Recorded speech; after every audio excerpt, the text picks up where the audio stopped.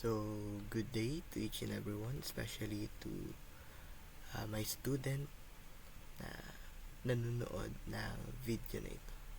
So, in this video ay pag-uusapan po natin at tatalakayin natin ang various computation na gagamitin natin upang makalkula ang total amount of data gathered na inyong nakuha through your questionnaire.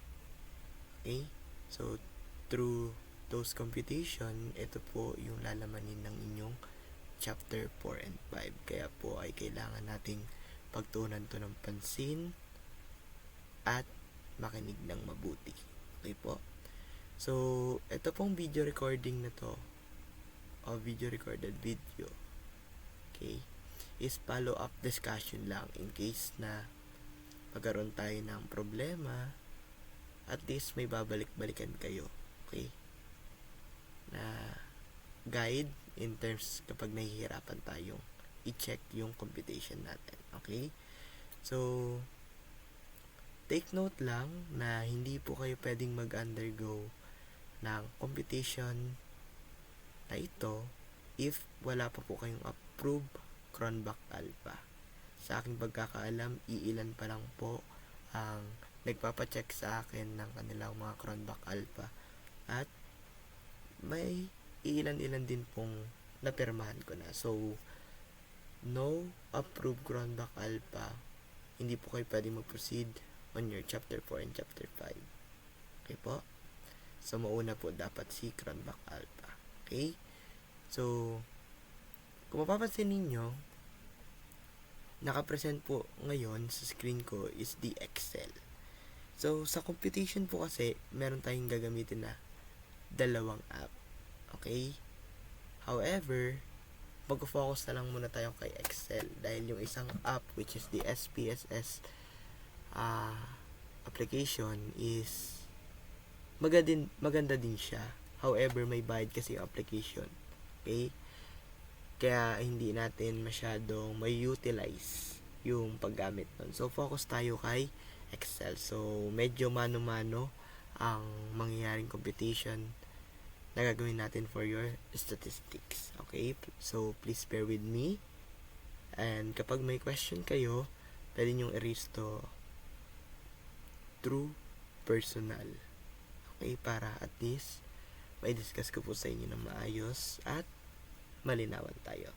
So, kung papansin ninyo, sa aking screen ay meron ditong isang screenshot which pertains to statement of the problem. So, ito pong statement of the problem na ito ay galing po sa study namin noon. So, ito na po yung gagamitin kong batayan for our discussion. Okay. So, first thing first ay kailangan po muna nating alamin yung demographic profile ng ating respondent. Okay? The respondent profile. Kung babalikan natin ang inyong mga questionnaire, meron kayong makikitang part doon, which is the part 1 is the respondent profile. Okay? Doon nakalagay kung ano yung pagkakakilanlan ng inyong respondent. Okay? Inalis na natin si name doon dahil confidential si name. So, kahit tanggalin na natin. So, proceed na agad tayo doon sa pangalawang variable natin under demographic profile.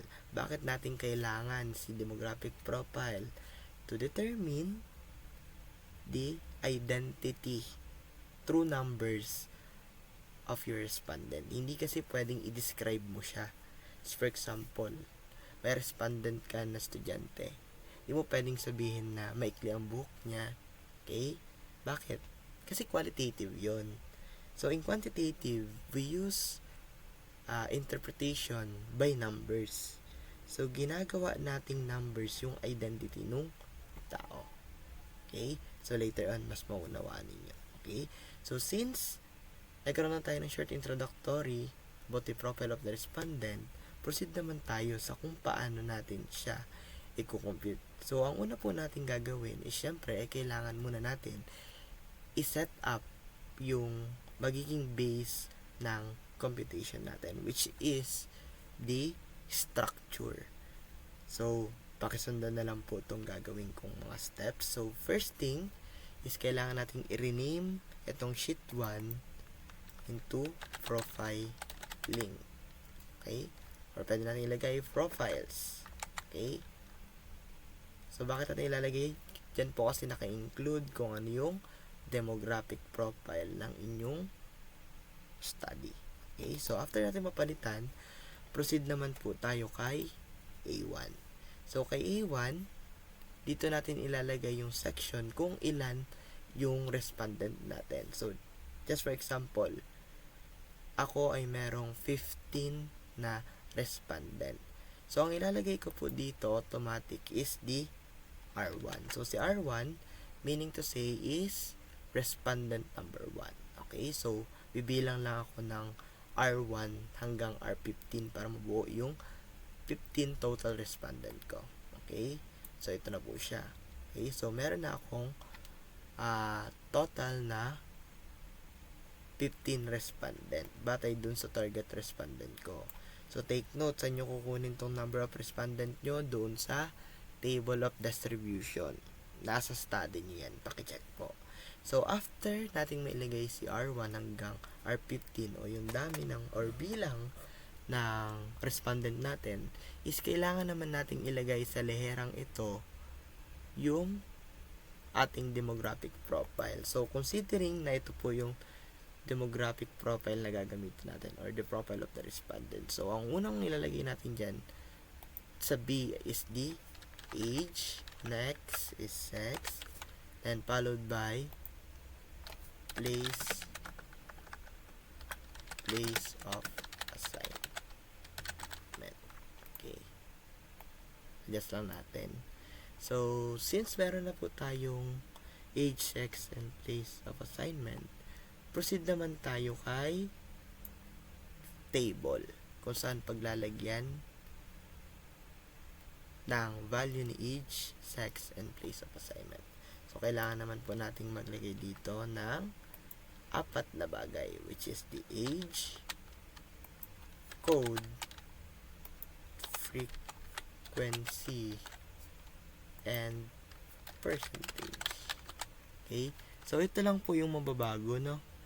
Nakadepende po kasi yan sa task, kung ano yung demographic profile. Pero, itong tatlo, hindi na po siya mababago. Okay? So, after natin magawa yan, kailangan natin siya lagyan ng border, syempre, para mas ma-recognize natin. And lalagyan ko na ng kulay yung itaas para mas malaman natin. So, just for example, sa age ko, meron tayong nagawa. Proceed naman tayo kay sex. Okay? So, babawas lang tayo ng isa dito kasi nga, 2 lang yung sex na meron dun sa study ko. Okay?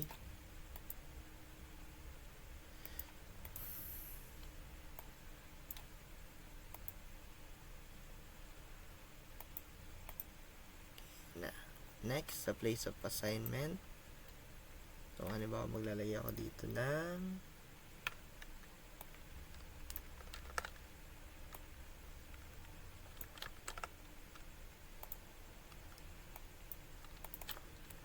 POA na lang ilagay ko kasi medyo mahaba yung place of assignment.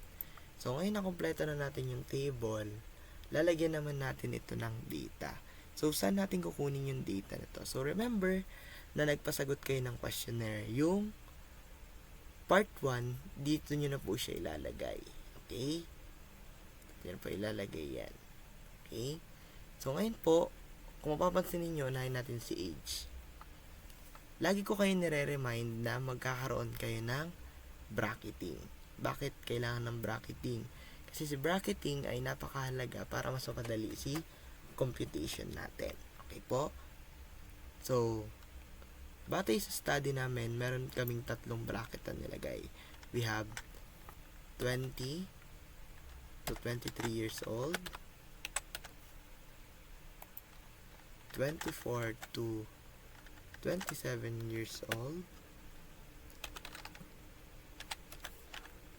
and 28 to 30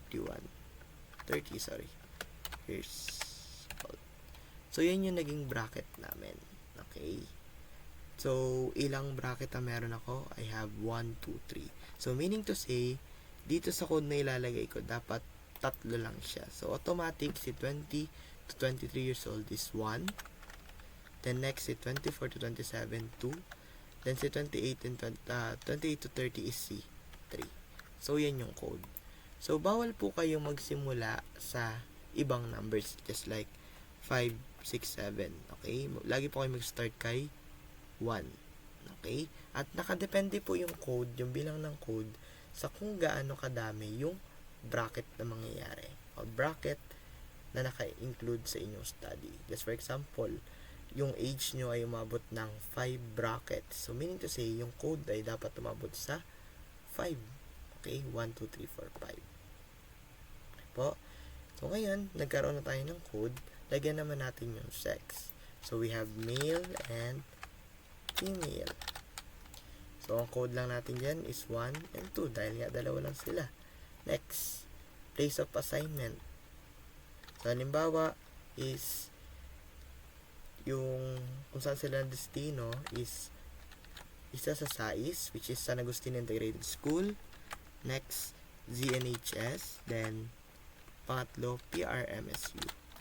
Okay? Yan po yung mga place of assignment. Lugar, kumbaga. So, lalagyan ko din siya ng code na 1, 2, and 3. Okay? So, ngayon, meron na tayong mga code. Proceed naman tayo kay content ni age, sex, and place of assignment. So, saan natin siya makukuha? So, makukuha natin yan sa part ng inyong questionnaire. Remember, meron kayong part 1 at kailangan fill upan yon ng mga respondent niyo. Kasi hindi po nila pwedeng skip yun dahil yun yung magiging batayan nyo in terms of your conclusion. Ilan ang lalaki, ilan ang babae, ilan ang nasa gantong age bracket. Okay? Yun po yung magiging batayan ninyo to calculate the number of total respondent. So, just for example, sa age, o sa linyada ng age, ang mostly na nagsagot sa akin ay 28 to 30 years old. So, hindi ko po ilalagay yung 28 to 30 years old dito. Ang ilalagay ko na dito is yung corresponding code niya. So, ano po bang corresponding code ni 28 to 30? Which is C3. So, automatic 3 yan. And pagdating kay 12, or 12, ang age niya naman is 27. So, automatic ang code niya dyan is 2. Okay? At pagdating kay R14, ang age niya naman po is 22. So, automatic 1 po siya. So, yan na. So, meron ng data yung age ko. Next, kay male naman. O kay sex naman. So, mula kay R1 hanggang kay R10, puro sila lalaki. So, meaning to say, ano number ang gagamitin ko? Very good. 1.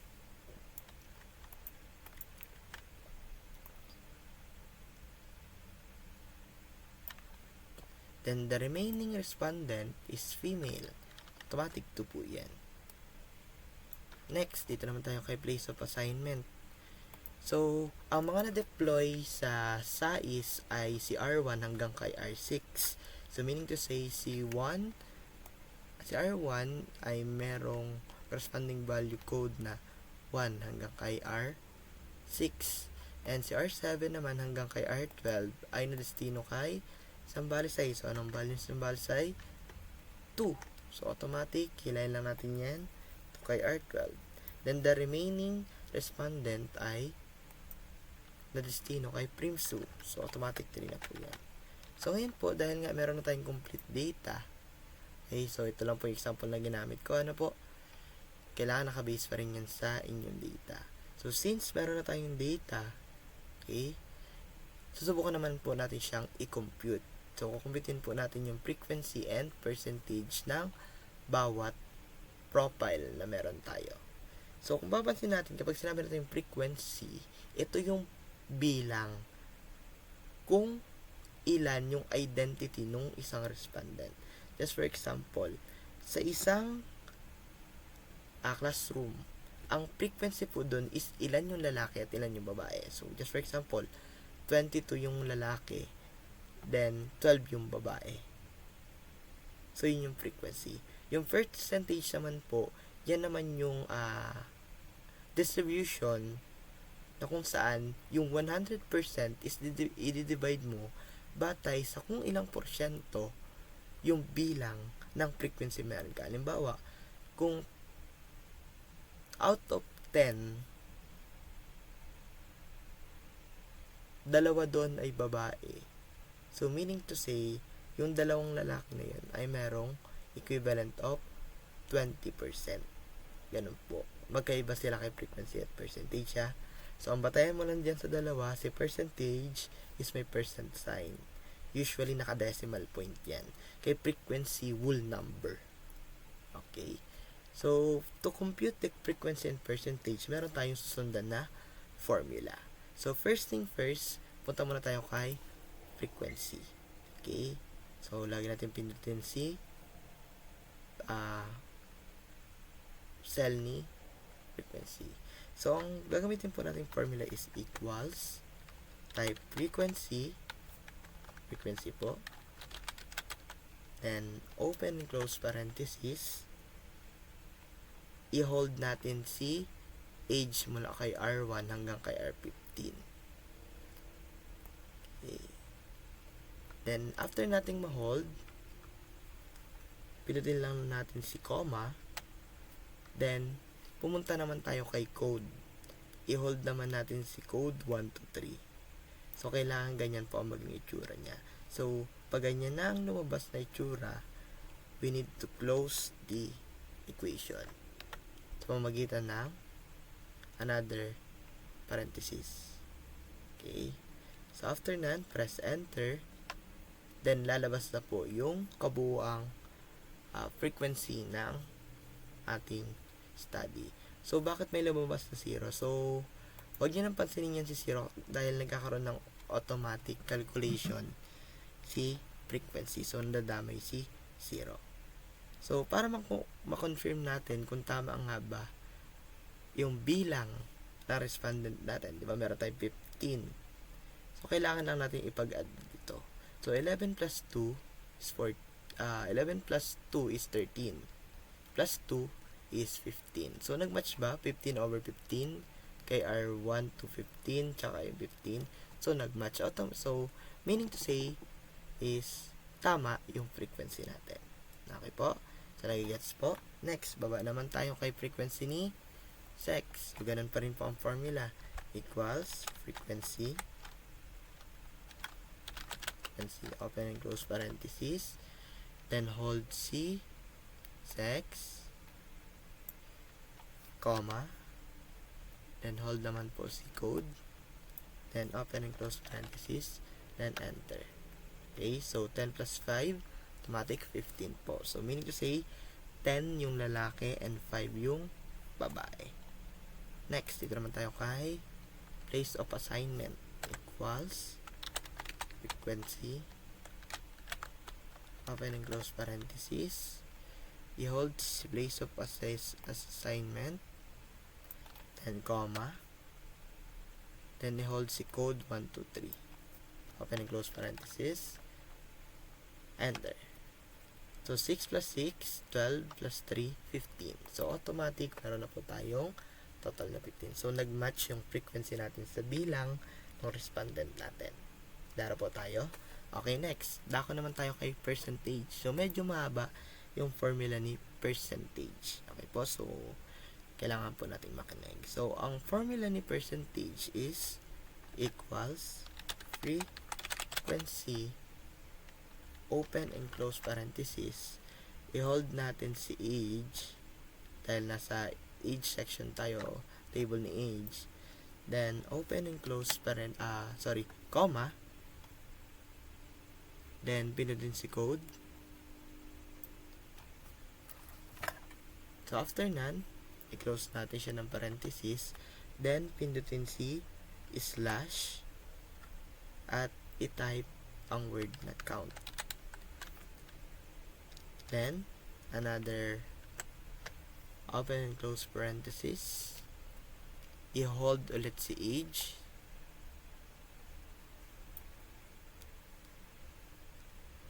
then close si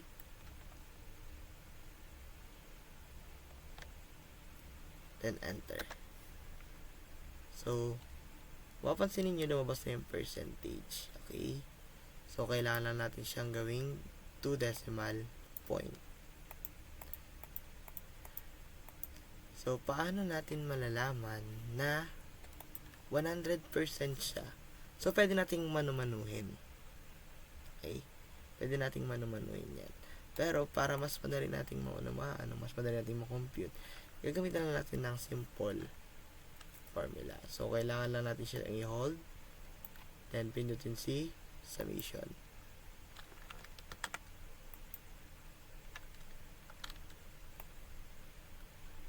Kailangan natin siya pindutin si summation. So, lalabas siya dito.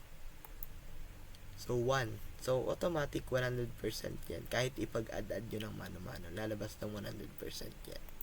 Okay? Gets po? So, kinonfirm lang natin yun na 100% pero hindi siya kasama. So, next, proceed naman tayo dito sa kabila. Case X. Ganun din po yung formula equals frequency. Open and close parenthesis. Pindutin si X, comma, si code, close parenthesis, slash, open parenthesis, word count, then open parenthesis, i-hold parenthesis X, then i-close, and enter. Okay. Yun lang din po. Repeat lang natin yung process. Sorry. Yan. So, automatic 100 din po yan. Next equals frequency.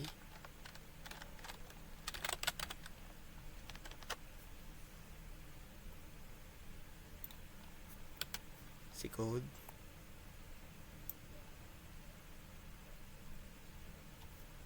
Close. Slash. Word count. Open parenthesis, hold delete the place of assignment, then close. Enter.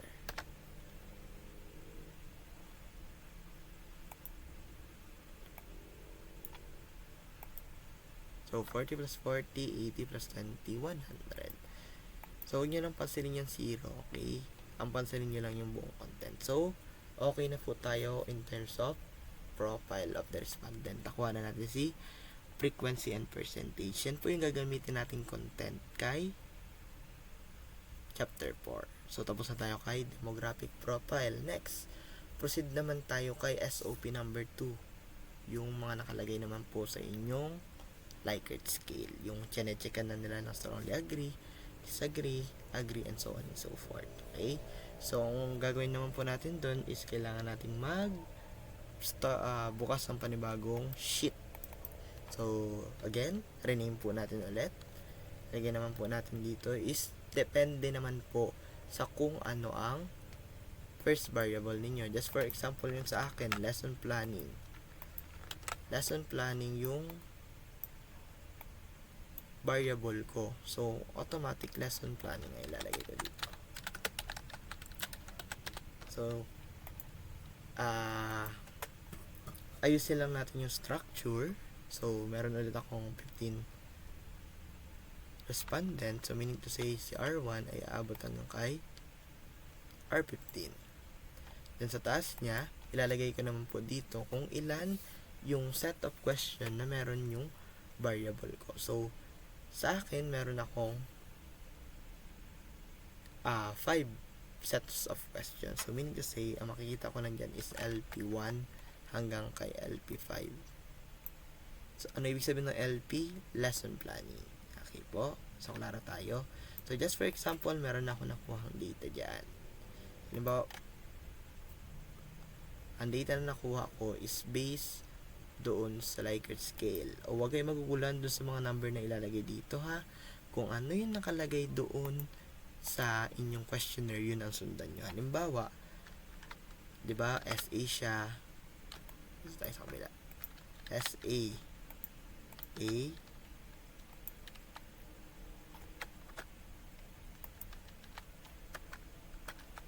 B. SD, and SD. So, lahat yan may mga value na number, tama?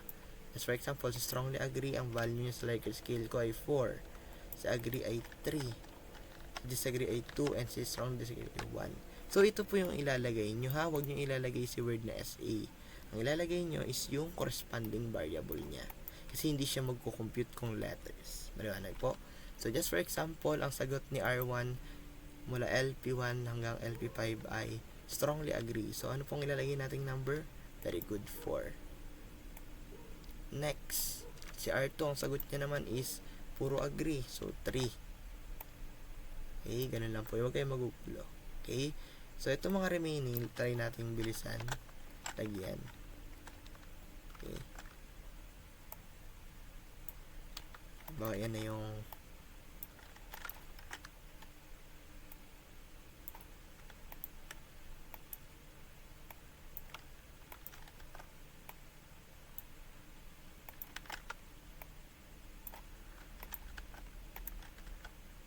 ito na yung set of question natin na kompleto na. So, kailangan naman natin mag-compute. So, napakadali lang ng formula na gagamitin natin.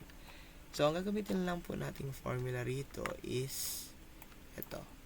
The equal average. Okay? Ito may formula equals average open and close parenthesis. Then, i-hold natin yung sagot ni R1 pababa hanggang kay R15. Okay? So, after nating ma-hold, press enter. Then, kailangan po ganyan ang lumabas. Okay, 3.6267. So, take note, 2 decimal point lang kunin natin. So, mamaya i-adjust natin. So, hindi nyo na kailangan i-compute ng mano-mano per LP, ha. Hilahin lang po siya hanggang kay 4. Okay? Then, tsaka natin siya i-adjust to 2 decimal point. So, meron na tayong 2 decimal point. Diyan na ba nagtatapos yung ating data? No, hindi pa po. So, kailangan naman natin siyang lagyan ng total average. So, paano natin siya kinocompute? Same formula pa rin. Equals average open and close parenthesis. Hihilahin naman natin yung sagot ni R1 mula kay LP1 to LP5. Okay? Then, press enter. After nan, uhugutin natin siya hanggang baba. Okay, hanggang kay R15. So, after nan, is kailangan naman natin i-compute si equal average ni LP1 to LP5 based sa kanyang total mean. Itong sa baba. So, same pa rin po ang formula. Average, open and close parenthesis, hold, then press enter. So, automatic yan na po yung sagot, 3.23. So, meron na tayo agad na tapos na first table. So, ganoon na po kadali itong sa part ng lesson planning. Medyo madami lang kasi nakadepende siya sa dami ng inyong variable. Halimbawa, walang variable nyo. So, makita ko, 8 dapat na gantong sets. Okay? So, klaro tayo. So, ito muna yung i-discuss ko sa inyo. Kung paano i-interpret yung Excel. Yung computation kasi ng Pearson R and is medyo mahirap. So, kailangan ng medyo mahaba-habang discussion about it. At ginagamit lang yun for hypothesis testing. So, wala pa naman tayo kay hypothesis. Dito pa lang tayo kay questionnaire. Okay? So, yun na muna ang focus natin. So, hope meron kayong naintindihan sa aking discussion. Okay? And kapag may question kayo, pwede nyo i-raise sa akin through personal. Okay? Yun lang. So, good luck sa inyong thesis. Thank you.